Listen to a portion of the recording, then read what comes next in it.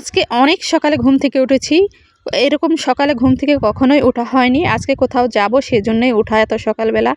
যাই হোক অনেকটা পথ জার্নি করে আসলাম এখানে। এসেই বসে পড়েছি খাওয়ার জন্য। কেননা অনেক সকালে ঘুম থেকে ওঠা হয়েছে।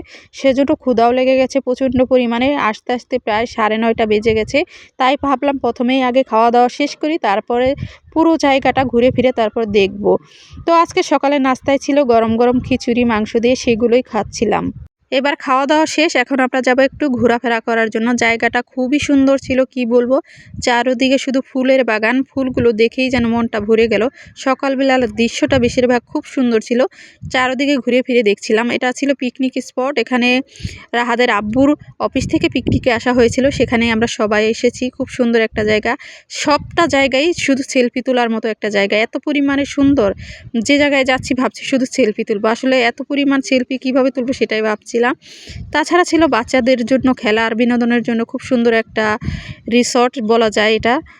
এখানে অনেক ধরনের রাইড ছিল বাচ্চাদের খেলা বিনোদনের জন্য এবং বড়দেরও জন্য রাইড ছিল। তো আমরা এখানে কিছুক্ষণ ঘোরাফেরা করার পর বাইরে চলে আসলাম। বাইরে এসে কিছু খাওয়া-দাওয়া করলাম। আবার এর ভিতরে চলে গেলাম। এখানে দেখছি খেলা হচ্ছে। এখানে জুই আমাদের চেয়ার খেলায় অংশগ্রহণ করেছিল।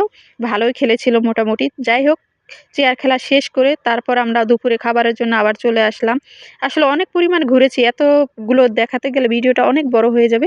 সেজন্য সবগুলো আসলে শেয়ার করতে পারছি না।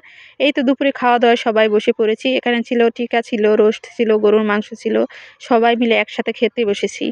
মাশাআল্লাহ দিলে খাবারের আয়োজনটা খুবই সুন্দর ছিল। ৪,০০০ ৪,৫০০ মানুষের খাবারের আয়োজন খুব সুন্দরভাবে পরিবেশন করেছিল তারা।